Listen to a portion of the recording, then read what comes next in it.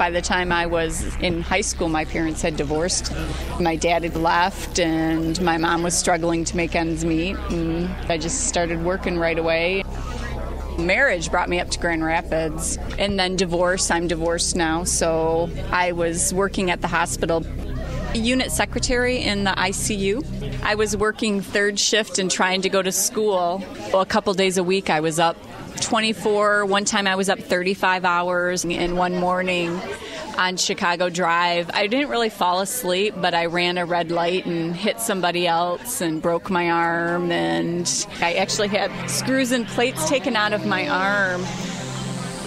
So I decided I needed the financial aid department. I just went in, and she gave me the form and encouraged me to fill it out and see what matches I would get for scholarships. And it's been a saving grace. Books alone can be over $400 a semester. And I just thought, I'm going to go to school for a couple years, get a better job so I can pay my bills, and I'll be done. And I stood at the back of the room the first day we went into lab with cadavers, and by the end, I absolutely loved all of that. I had Yolanta Lanier and Dr. Forbes.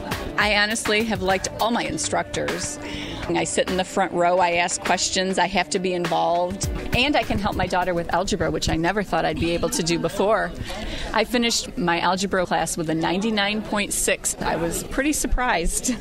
When I was in high school, I graduated with a 2.75 GPA, and I have a 3.963 in college. I never really knew I could do that kind of work.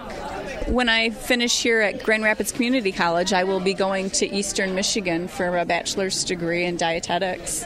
But I am a single mom, and I don't have the option to pick up and move. They have an online program, so I won't have to go there. My time at GRCC, being able to be one-on-one with instructors in the classrooms, talking to other kids, I mean, it's a much better feeling than what I'm going to get when I'm doing an online class sitting in my kitchen.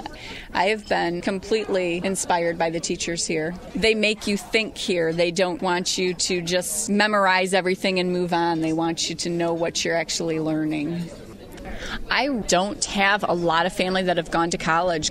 My grandparents owned a bowling alley and a bar and a restaurant. My dad owned his own barber shop for 20 years. My mom owns a restaurant and an antique and craft store. With my kids, I don't want them to fall in that path. Not that I don't appreciate my family. And my mom was a good mom. She gave up a lot to make sure that we had food. My dad didn't pay child support.